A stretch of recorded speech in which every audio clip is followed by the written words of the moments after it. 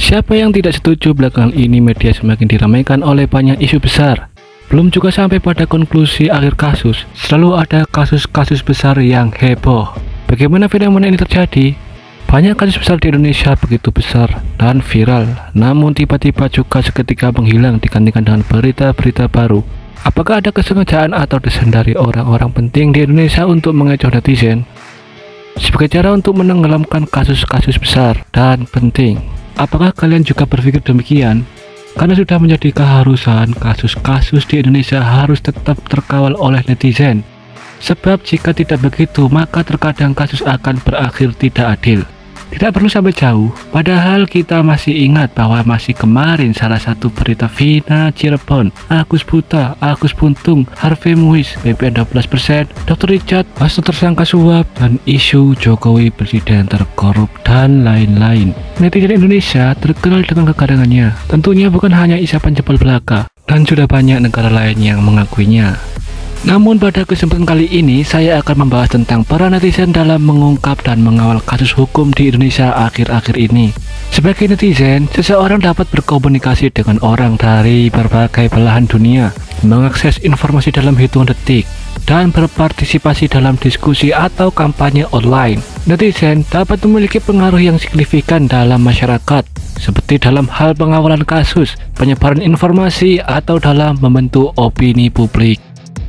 Pengawalan kasus oleh netizen atau online crowd monitoring merupakan bentuk dari citizen journalism yang melibatkan partisipasi aktif masyarakat dalam mengawasi dan memonitor kasus atau peristiwa yang sedang terjadi, baik melalui media sosial maupun platform online lainnya. Dalam beberapa kasus, netizen dapat memberikan pengawalan yang efektif terhadap kasus yang sedang berlangsung.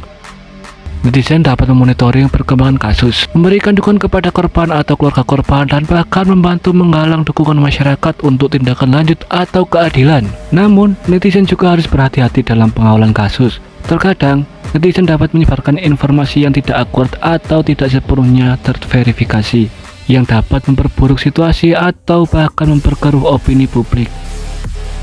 Oleh karena itu, penting bagi netizen untuk selalu melakukan verifikasi fakta yang cermat dan memastikan bahwa informasi yang disebarkan akurat dan tidak menyesatkan.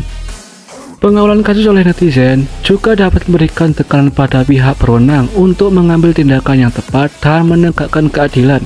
Dalam beberapa kasus, pengawalan kasus oleh netizen bahkan dapat membantu membawa pelaku ke pengadilan dan memperoleh keadilan bagi korban atau keluarga korban. Dalam beberapa kasus, penilaian publik dapat membantu mendorong perubahan atau tindakan yang diperlukan untuk menyelesaikan kasus tersebut dengan adil.